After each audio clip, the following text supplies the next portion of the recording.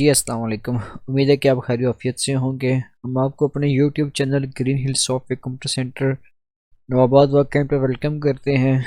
जो भी हमारे इस चैनल पर नए अहबाब नए लोग, उन सबसे रिक्वेस्ट के हमारे इस चैनल को सब्सक्राइब कर दें ताकि आने वाली नई अपडेट आप तक आसानी के साथ पहुंच सके। तो आज का जो टॉपिक है, हमने वैसे जो सिलसिला हमारा शुरू हुआ है वो है जी डाटा इंटरप्रेटर इन MS एक्सेल के ऊपर, जिसमें हमने होम टैब को आपके सामने कंप्लीट किया था। किसी भी किस्म का डाउट हो तो आपने हमें कमेंट बॉक्स में या पर्सनल रब्ता करके पूछ सकते हैं ताकि हम आपकी मज़ीद गाइडलाइन को प्रोवाइड कर सकें आप तक अच्छे तरीके से। तो आइए शुरू करते हैं आज के लेक्चर में इंशाल्लाह आज हम इंसर्ट टैब का इस्तेमाल शुरू करने जा रहे हैं, जिसमें सबसे पहले ग्रुप का नाम है जी हमारे पास टेबल ग्रुप नंबर 1। इसमें 3 बातें हैं जी। का नाम है पिवट टेबल, ठीक है। दूसरे का नाम है रिकमेंडेड पिवट टेबल और तीसरे का नाम है जी टेबल। इंतहाई इम्पोर्टेंट टॉपिक।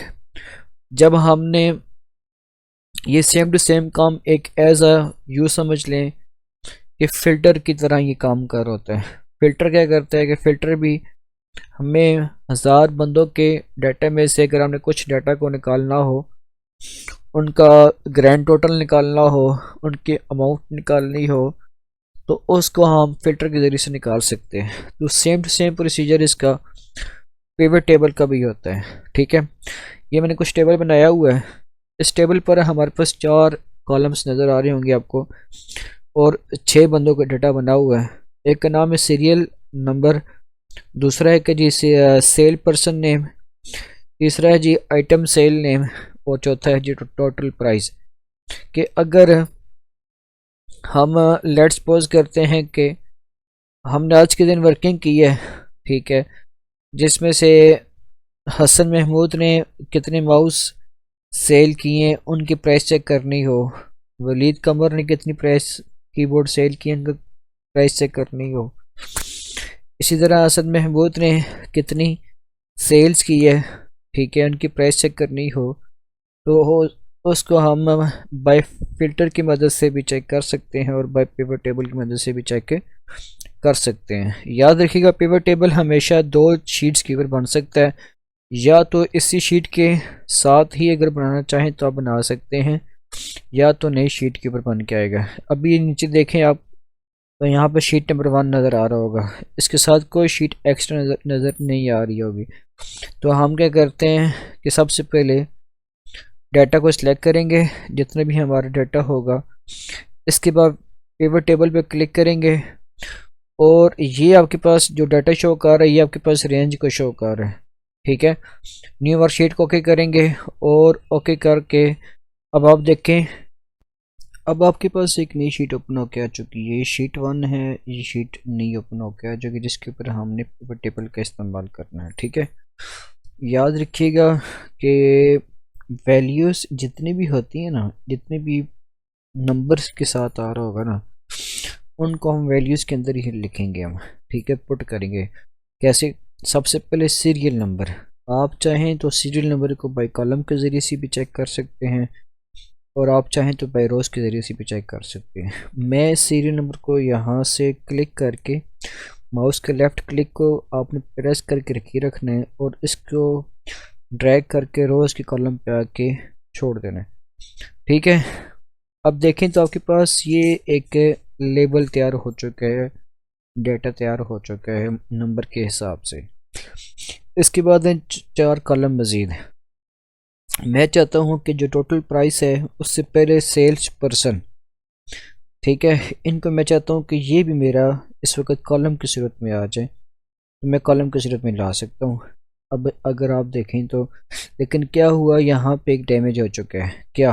1 2 3 4 अगर आप शीट 1 में देखें तो बाय नंबर के सामने नेम आ रहा था, लेकिन अभी मैंने क्या किया, इसको उठा कॉलम के अंदर पुट किया तो ये सीरियल नंबर से अपना नेम वगैरह सब कुछ हटा चुका है। तो लिहाजा इस चीज़ की गलती आपने नहीं करनी। किसको कहाँ सेट करना है ये आपका अपना मकसद होना चाहिए कि मैंने क्या चीज़ सर्च करनी है, किस बॉक्स किस सेल से सर्च चेक करनी है, ठीक है। अब इस सेल पर्सन को उठाकर अगर मैं रोज में लेके आता हूँ तो अब ये देखें मेरे सामने, आपके सामने ये डाटा शो हो रहा है। 1 के नीचे आ रहा है जी साकिब महमूद, 2 के नीचे आ रहा है हसन महमूद। अब ये आपके सामने एक डाटा ओपन होके आ चुका है, ठीक है। सेल्स नेम, किसने क्या सेल किया। लेट्स सपोज मैंने यहाँ से ट्रैक किया, इसको मैं कॉलम पे लेके आता हूँ। अब देखें कॉलम में मैं लेकर आ गया हूँ, तो कॉलम में क्या हुआ कि साकिब के सामने कीबोर्ड आ गया, ठीक है, हसन के सामने लैपटॉप आ गया। मुझे नहीं पता कि कौन सी चीज़ किसके साथ शो होगी, वो कब पता लगेगा, जब मैं टोटल प्राइस को मैं अब इनकी प्राइस चेक करना चाहूँ। लाजमी बात मुझे अब इनकी प्राइस भी चाहिए होगी। अब इसी को मैं अगर उठा के दोबारा से रोज़ में लेके आता हूँ। अब इसी के नीचे देखें मेंशन हो चुका है कि नंबर 1 में आपके सामने आ रहा है जी लैपटॉप भी आ रहा है, और किसने सेल किया, साकिब महमूद ने सेल किया। और अगर मैं यही सेल को उठा के कॉलम्स में लेके जाता हूँ, या यहाँ से आइटम को उठा के कॉलम पे लेके जाता हूँ, तो इसके बिल्कुल सामने मेंशन हो जाएगा ये, ठीक है। और टोटल प्राइस को मैं उठा के वैल्यूज में लेकर आता हूँ, तो अब ये देखें कि बिल्कुल सामने आपके सामने नज़र आ रहा होगा कि किसने क्या चीज़ सेल की है, ठीक है। किसने, लेट्स सपोज ये साकिब महमूद है, इसने क्या सर्च किया, क्या सेल किया जी, 45,000 रुपये का लैपटॉप सेल किया। इसी तरह हसन महमूद ने क्या सेल किया, ठीक है। ये आपके पास नंबरिंग आ रही है। अगर मैं यहाँ से सीरियल नंबर को भी मूव करूँ, ठीक है, वैल्यूज़ के साथ, तो क्या होगा, अब ये देखें, ठीक है। थोड़ा सा मैं इसको मज़ीद चेंज करता हूँ, फ़िल्टर पर लेके जाता हूँ, मैं अपनी मर्ज़ी से फ़िल्टर भी चेंज कर सकता हूँ। अभी सारी इसकी सेटिंग मैं अपनी मर्ज़ी के हिसाब से कर रहा हूँ, ठीक है। ये देखें, अब फ़िल्टर का मकसद यहाँ पे क्यों मैंने रोल नंबर के हिसाब से चेंज किया कि अब मैं चाहूँ मैं इस फिल्टर पे क्लिक करके चाहूँ तो 3 नंबर को मैं सर्च करना चाहूँ तो ओके करूँगा, तो मेरे तमाम का तमाम डाटा बाकी अनहाइड हो गया।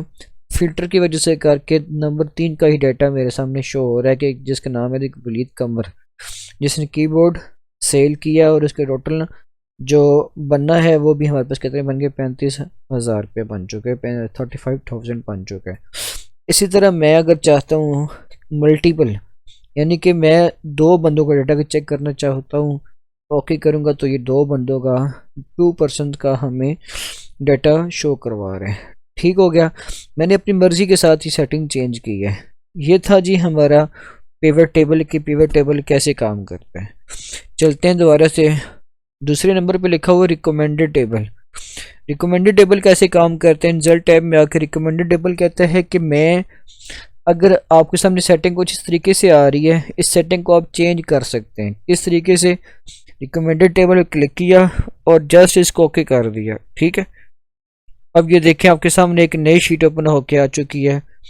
अब जो सेटिंग होगी इस रिकमेंडेड टेबल के हिसाब से होगी, ठीक है। लेट्स सपोज मैं सीरियल नंबर को रोज में पुट करता हूँ। पहली वाली को अगर देखते हैं जो हमारे पास शीट नंबर 4 थी, उसमें भी सेम टू सेम यही प्रोसीजर आ रहा था, ठीक है। यानी कि कोई रद्द बदल नहीं हुआ, थोड़ा सा डिफरेंट होता है, आप अपनी मर्ज़ी के हिसाब से रिकमेंडेड कर सकते हैं किसी भी शीट को। मैं इसको यहाँ से डिलीट कर देता हूँ, ठीक है। ये था हमारे रिकमेंडेड टेबल। इसके बाद हमारे पास आता है जी टेबल का सेटिंग, यानी कि अगर हमने टेबल के ऊपर कुछ फॉर्मेट अप्लाई करना है। होम टैब में भी मैंने बताया था कि फॉर्मेट कैसे अप्लाई करते हैं, फॉर्मेट पे आके, ठीक है, और सेल स्टाइल की मदद से, फॉर्मेट टेबल एज टेबल की मदद से। ये जो फॉर्मेट एज टेबल और इंसर्ट टेबल का ये जो टेबल है, दोनों का दोनों काम सेम है। जैसे इस पर क्लिक करता हूँ और ओके करता हूँ तो ये देखें आपके सामने एक फिल्टर नुमा टॉप पर हेडिंग भी बन के आ चुकी हैं। और अगर मैं यहाँ पे टेबल स्टाइल पे आता हूँ, ठीक है, जिस पर भी मैं ऑप्शन पे क्लिक करूँगा मेरा तमाम का तमाम डेटा जो फॉर्मेट है वो उस शेप में कन्वर्ट हो चुका है, ठीक है। तो ये था हमारा आज का लेक्चर, जिसमें हमने सीखा कि पिवट टेबल को अगर हमने चेक करना हो कैसे चेक करते हैं। रिकमेंडेड टेबल क्या होता है कि अपनी मर्ज़ी के हिसाब से वो सेटिंग को, अपनी मर्ज़ी के हिसाब से अपनी सेटिंग को चेंज कर सकता है। और टेबल कहते हैं कि टेबल का फॉर्मेट बनाना एक प्यारा और खूबसूरत करके, इसका काम भी सेम टू सेम वही होता है। अगर मुझे यहाँ से सिलेक्ट ऑल पे अनचेक करता हूँ, अर्ली ब्राउन के डाटा को चेक करना चाहूँ, ओके करूँगा तो ये अर्ली ब्राउन का डाटा मुझे शो होगा, बाकी तमाम डाटा अन हाइड हो जाएगा। और दोबारा ही वापस मैंने अगेन सबको लेकर आना हो, अगेन सेलेक्ट ऑल पे क्लिक करके ओके करूँगा, तमाम डाटा मेरा अगेन वापस आ जाएगा। तो ये था जी आज का हमारा लेक्चर। सर ख्याल रखिएगा, मिलते हैं एक नई वीडियो में, तब तक के लिए अल्लाह हाफिज़।